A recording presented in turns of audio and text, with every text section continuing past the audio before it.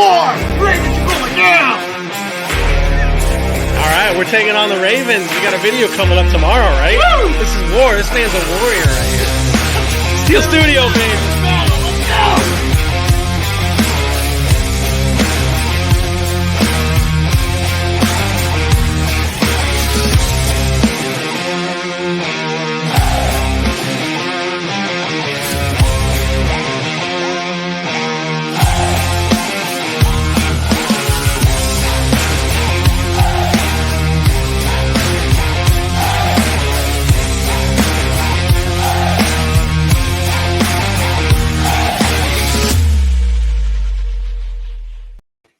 Here we are, Steel Studio, a new intro. I don't know if it's perfect, but we'll get it right eventually.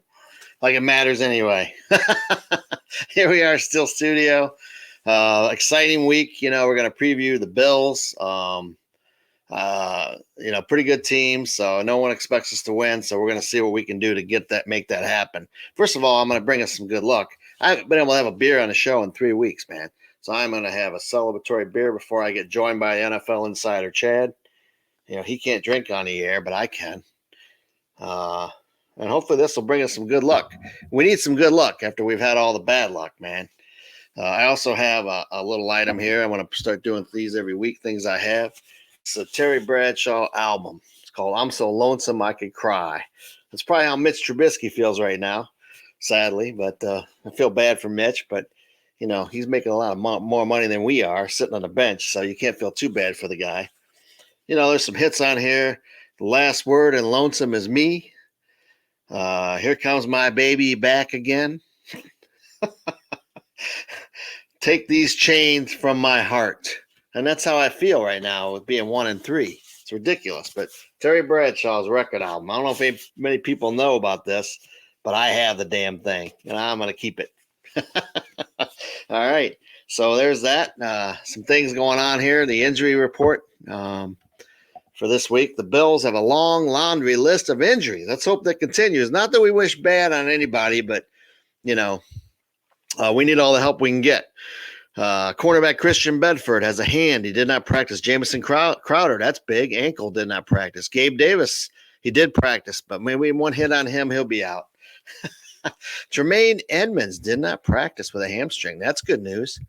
There's a couple guys that just sat out. Dawson Knox, how tight ends kill us. That's good news. A little foot hamstring. Seems like a lot of injuries in the league right now. It's crazy, man. Jake Kumaro, ankle, wide receiver. Cam Lewis, forearm knee. He did practice, but he's probably a little weak right now. Isaiah McKenzie still did not practice with a concussion. That doesn't look good for him. Von Miller's going to play, unfortunately. Mitch Morse, he's limited. He did practice today full, so he's a good player. Good player. I like that guy. Another lineman was limited. Ed Oliver was limited. Jordan Phillips was limited. Poyer did not practice with ribs. And Saffold just got some rest. He's an average guard, probably better than any of our guards, unfortunately. To the Steelers, Deontay actually was a new addition to the injury report with a hamstring groin. Or no, that was a hip. I'm sorry. He had a wild night last night, but I think he'll be okay. Cam Sutton with the groin. I think he'll play. Killo's out. Levi Wallace with a foot. Terrell Edmonds with a concussion.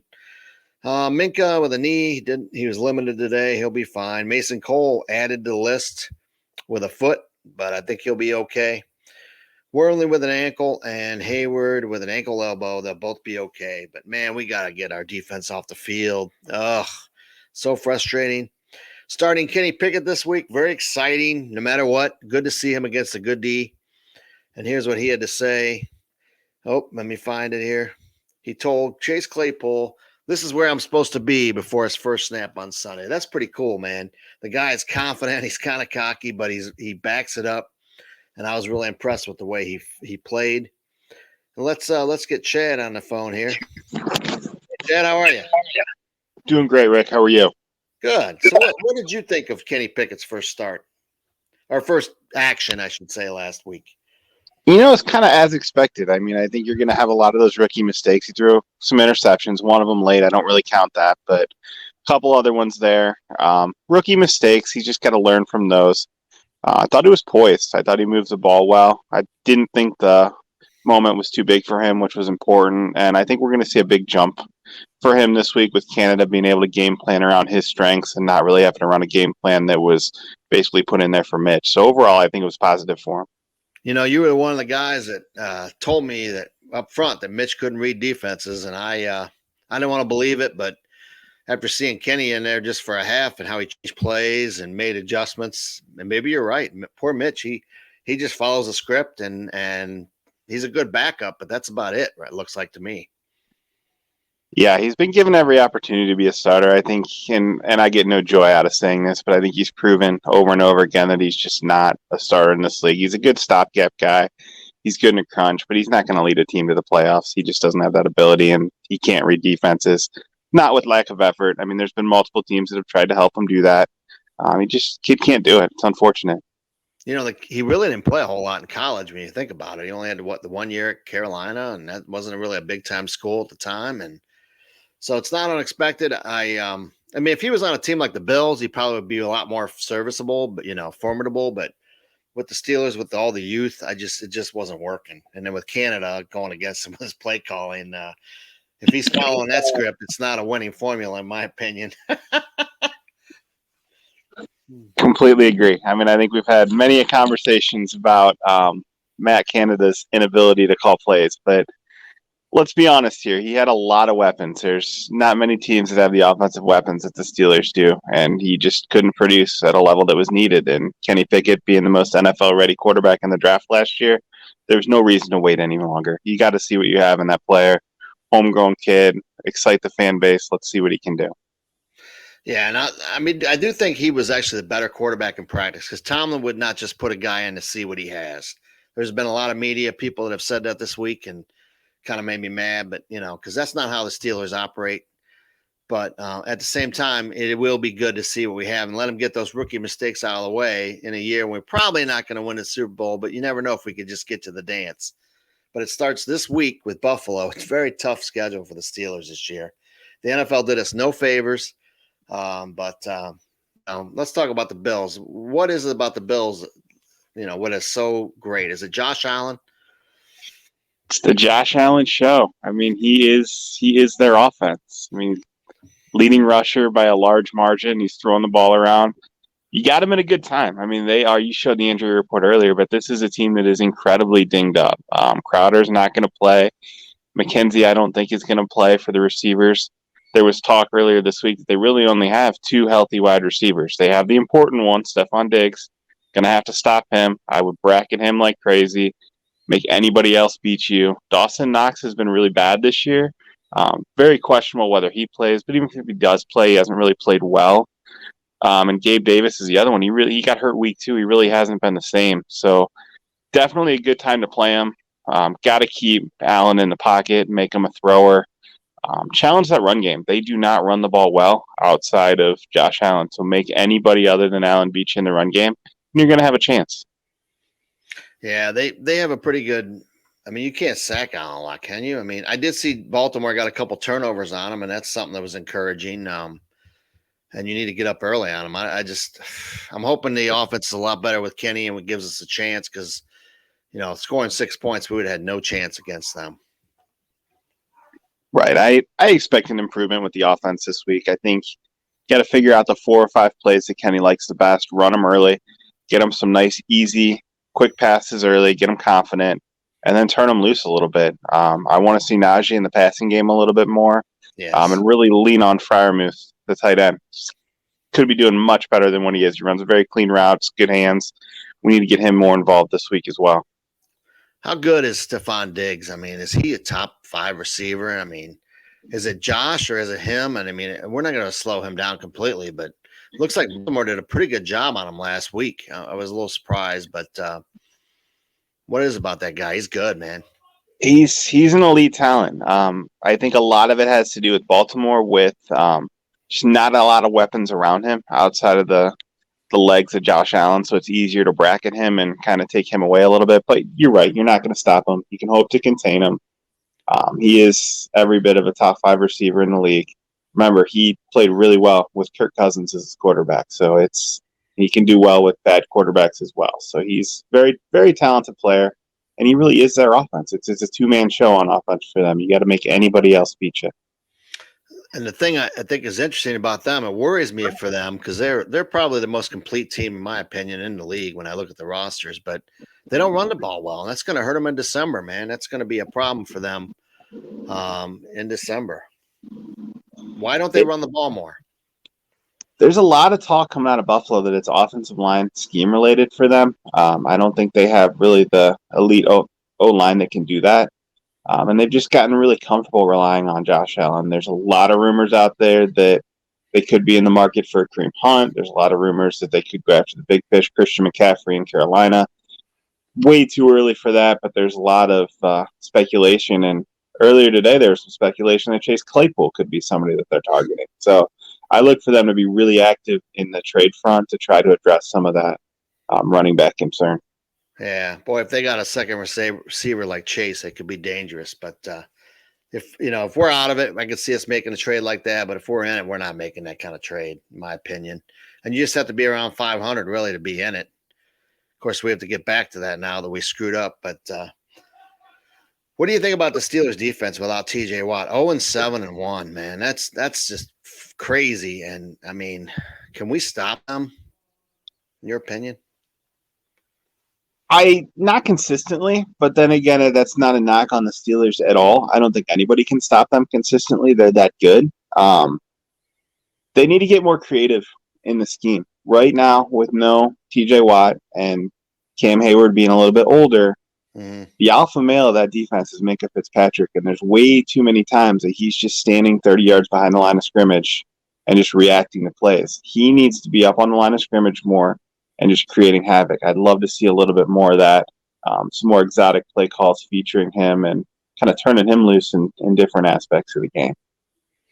Yeah, I don't understand. Like in the last game, we only blitzed twice in the fourth quarter. I was a little disappointed in that because we were getting to them, but we just sat back and played coverage and got beat, man. So you can't do that against Josh Allen. If you're going to do it against Zach Wilson, we're going to be in trouble. Hopefully, the only way I think we win this game is if we get a nice big lead from some turnovers and score quickly and get a nice lead and run the ball and keep them off the field. Otherwise, it's going to be tough, man. It's going to be tough, in my opinion. On defense, their defensive line is one of the best in the league. They rotate a lot of guys in and out, don't they? They're very fresh on the D line. That concerns me as well. They definitely do. Injuries up front. Ed Oliver has been a little bit dinged this week. He's a big one. He's kind of a bell cow for them up there. If he doesn't play, it's going to open some things up. And then the linebacker Edmonds being out is going to hurt them. High likelihood he doesn't play. Wow. And then Poyer on the back end is really going to hurt them not being out there if he doesn't play. So yeah. I think you could see some more blitzes from them to try to cover up for potential injuries in the secondary. So he's going to have to get the ball out quick, but I think that could also be a benefit, and they could pop some things in the run game. Yeah, the Steelers' O-line has been a little bit even better than I thought they'd be. They're ranked pretty good right now. I mean, I still think they're a weakness, and they give up plays here and there, but I think as a whole, they've done pretty well, and I think that's surprisingly a positive, very frustrating. We're 1-3 with that because that was supposed to be our biggest negative, but we could use some luck there for sure. What do you think? Definitely could. I mean, I think they're starting to gel a little bit. I still think there's that big question of, are they young and talented or are they just young? The good news is we're going to figure that out this year, and you're going to know exactly where you stand with that unit, and nobody can say that they haven't been given every opportunity to succeed because they have. But this is a big week for them. They should be able to control the line of scrimmage, and they should be able to run the ball. So, big test for them. You're a big Alabama. You know a lot about Alabama. What's the deal with Najee not hitting the hole like he should be? It's very frustrating. Najee's hurt. I mean, he's gotten through that ankle injury. Not 100%, not close to 100%. Anybody that tells you that kid is even 75% is lying to you. You're the only person saying that because nobody's even talking about that. But I know you have direct connections to Alabama. That's who he is. Najee's a no excuse player. Never has been. He'll be the first to tell you he's 100%. He's be the first to tell you that he's healthy. But my advice to him would be to sit for a couple weeks. But you're never going to get him to do that. He wants to help the team any way he can, and he'll get better. He's probably about 2 weeks away. But he will. He should be in a better place soon. Do you still think he was worth the number one pick? Absolutely. A lot of people don't. I do too. So, Absolutely. And I've told you this before, Rick, but I'll say it again. You switch Najee Harris and Nick Chubb, Najee Harris is a better player. You give Najee Harris the Cleveland Browns offensive line, he's the better player right now, and it really isn't close. Right. And he can catch the ball, and they're not doing that with him, which is very frustrating. We need to throw passes to the guy. It's crazy to me. Crazy. Right. It's 70 catches last year, I believe, and I want to say he's about 10 or 15 this year. It's just not nearly the same pace as last year. I'm hoping that with Kenny getting in there that they'll put that aspect of the game back in, because that's a strength for him, and it's just been very limited this year. I think a lot of that's Ben was changing the call and doing that. And I think that Kenny will do the same. I really don't think Mitch ever changed the play call in the whole time he was in. It's great. He was very, he's a good kid, but he followed the script completely, and you can't do that in this league, man. You just can't. And he didn't want to make mistakes, and Kenny will, and we know that. But he also is very accurate, and I think he'll be okay. I'm very excited to see this. Besides the Poyer and the other guy that the Bills are safety out for the year, how are their corners looking? Very average. I mean, it's definitely not a strength of their team. I think you can throw it. The one I'm most interested to see is this could be the game that George Pickens goes off. Now that you got that quarterback in Pickett that can push the ball down the field, they don't have that elite shutdown corner in Buffalo. Pickens should be able to hit at least one or two big plays and really kind of open things up for the intermediate passing game. I look for that to happen this week. Yeah, I think we're benching Gunner and bringing Steven Sims in to return punts and kickoffs. So that'll be interesting to see. I'm excited. I think no matter what, I want to see how Kenny does in these next 4 games, because they're really the 4 best teams in the league, right now. So it's going to be a nice test to see how he does. I'm excited. We'll win or lose. I don't want to lose him. It sucks. Not used to that, but it's exciting to me. Definitely exciting. If he can play against these 4 teams, he can play against anybody, regardless of record. If he plays well, he should come out with a ton of confidence, and that's going to benefit him not only the rest of the year, but going into next year as well. Yeah, very exciting. I didn't like what Ryan Clark had to say, saying we're screwed this year and next year. I mean, how can you say that based on a half? I don't know what that guy sometimes why he says those things. You know the guy, why he says. Is he trying to get clickbait or what? Or what's his deal? It's all about clickbait. It's all about ratings. I mean, the Steelers fan base, and I don't mean this as a negative, but it's a passionate group, and he knows if he takes on the Steelers and says negative things, the fan base is going to react. The fan base is going to tune in, start talking about him, and that's what he wants. Yeah, I just did it. I made him relevant, and I don't like the guy. Even though him and Tomlin are friends, that's why I think, man, this guy does this for ratings. He really doesn't feel that way. I mean, he was one of the biggest ones saying Ben should retire. We need a mobile quarterback, and I agreed to a point. And now he's complaining about this guy who can move around a little bit. So it's just frustrating to me. But I'm excited. I think if Kenny turns out to be even a Derek Carr, that's a win for me, where we got him in the draft, and keep us competitive and build around him. And I think we'll be fine. And you never know, man. You never know. Give him time, stress, patience.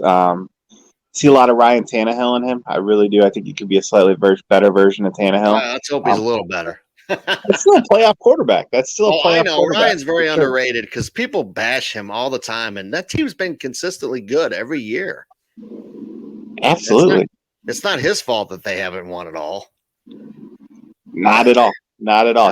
He's played well enough to win. I think a lot of teams in the league would be very happy if their young quarterback turned out to be Ryan Tannehill. And I think they're not very good this year, but look, they're 2-2. I mean, it's just, and Henry seems like he's not the same. It's an interesting league, man. It's really, really interesting. It's going to be, I mean, no one's out of it yet. That's for sure. The way the league is right now.